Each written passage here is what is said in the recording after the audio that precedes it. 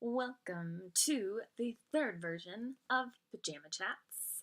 What are those? They are comfy, honest talks about life and work. I am Brit Stueven. I am a self-care and productivity coach. I'm also the creator of The Break Changer, which is a platform that helps you break smarter, work better, and live happier. So, these pajamas I've had for 3 years now. My mom and I actually got matching pairs right before I moved to Germany, which is crazy that that was 3 years ago. And that I've been back in America for a year now. And that sometimes I still feel like I'm adjusting. Sometimes I still wonder, who am I? What am I doing? How am I building my business? What am I doing? So that is what today is all about. Questions and doing things that people don't understand. So for me, one of the hardest parts of adjusting back to America was people not really understanding what it was like to live abroad for 2 years, and that coming home was actually harder than moving away. It was also tough for me because a lot of people weren't asking me, like, how are you doing? Like, how are you doing in this transition? Because again, they just didn't understand what it's like. And that makes total sense, right? Like, why would you show interest in something that you don't really know that much about? Or I think a lot of times people are afraid to ask questions about things that they just don't know.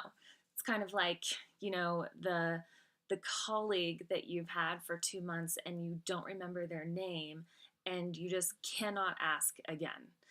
Or like, one of your friends, maybe they're like a rocket scientist and you just have no idea where to even begin. Or if you did ask a question, you may feel silly.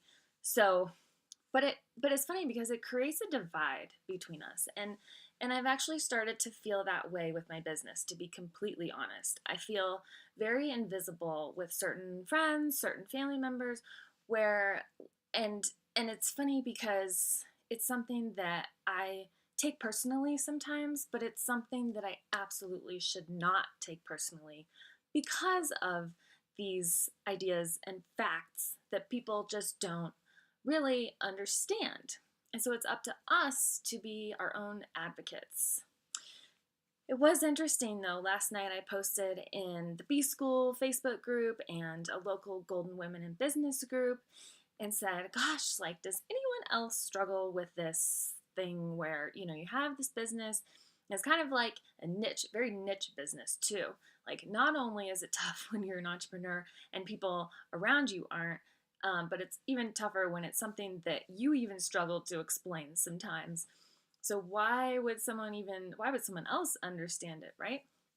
So, but I asked, like, do you have people in your life who don't really ask you about what you're doing?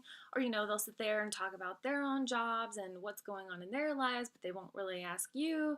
And it was really surprising because so many women were like, yeah, I totally feel this way.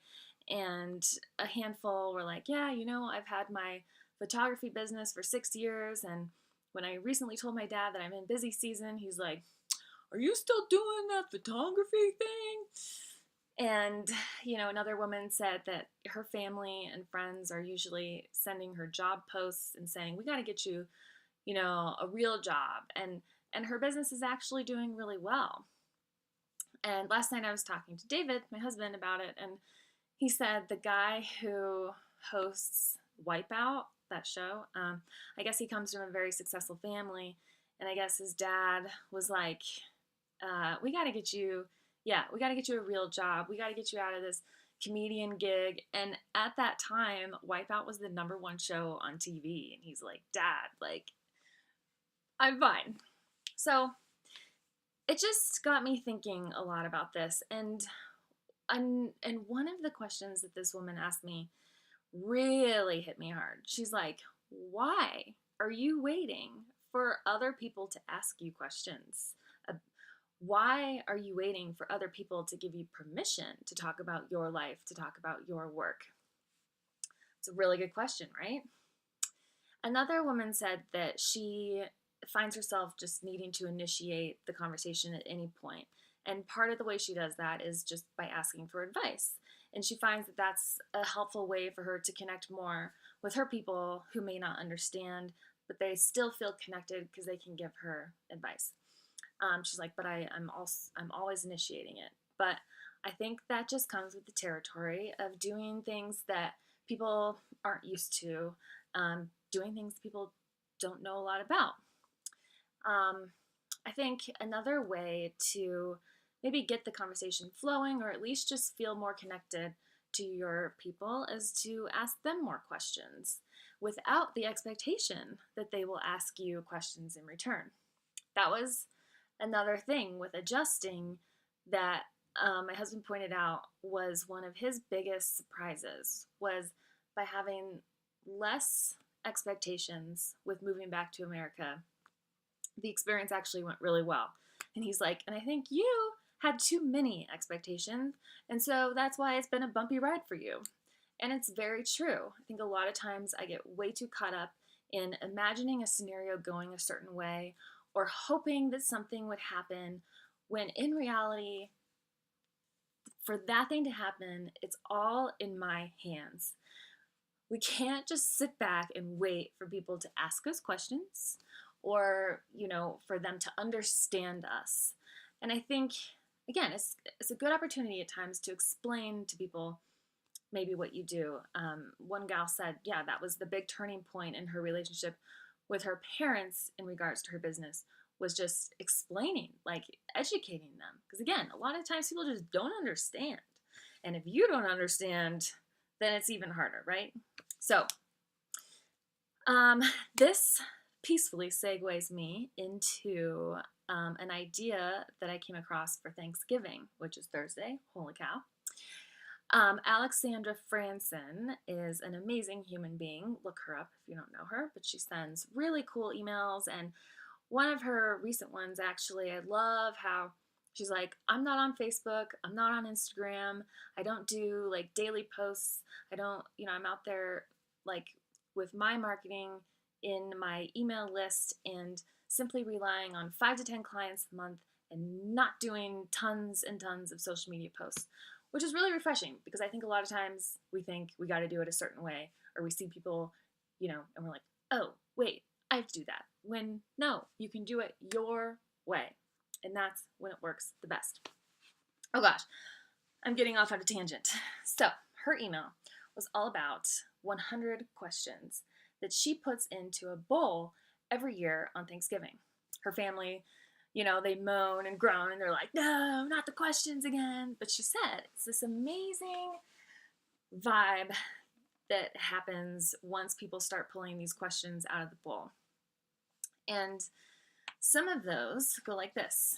What was the best part of your day so far? What's the best compliment you've ever received? If social media didn't exist, how would your life be different? Oh my gosh, we could all totally relate to that, right? If you could have tea with one fictional character, who would it be? If you had an extra $100 to spend on yourself each week, what would you do? Now, if I do this with my family, I will probably throw in, what is something you want other people to ask you about? Or maybe like, what's something people just don't understand about you or your work or just a hobby or something?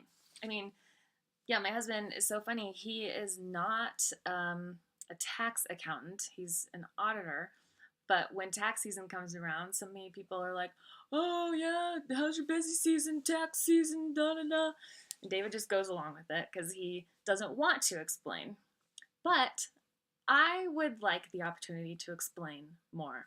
And maybe that is what I need to do in another upcoming video to maybe help build my confidence and educate you guys too. Maybe some of you still don't really know what I do.